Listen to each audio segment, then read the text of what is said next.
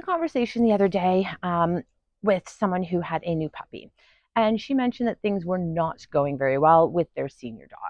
And her solution was to just keep the puppy on leash in the house. Here's why that's going to be a problem.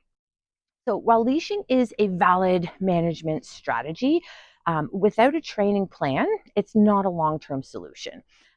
When is the leash going to come off? What's the criteria? What does the puppy have to do in order to be allowed freedom in the home? Anytime you're using deprivation or some sort of punishment in training, there's going to be negative fallout to that.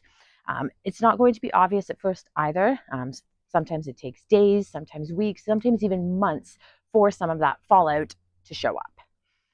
When we're restricting movement, that can actually increase the fixation and the frustration that the puppy's feeling, making them try harder to get at the senior dog.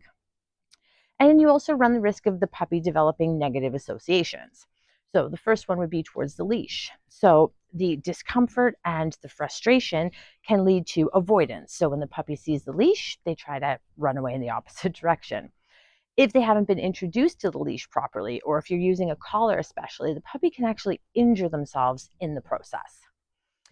And to the puppy, the senior dog can seem like the source of the discomfort or frustration.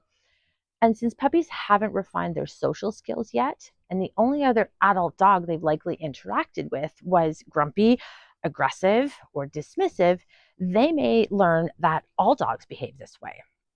And these associations can lead to behavior problems like reactivity, aggression, and it can really make your leash walking training much more difficult in the long run. So there are safer alternatives that are going to be much less likely to have a lot of that negative fallout. The first option is always going to be managing the environment. So barriers, baby gates, X pens, safe spaces.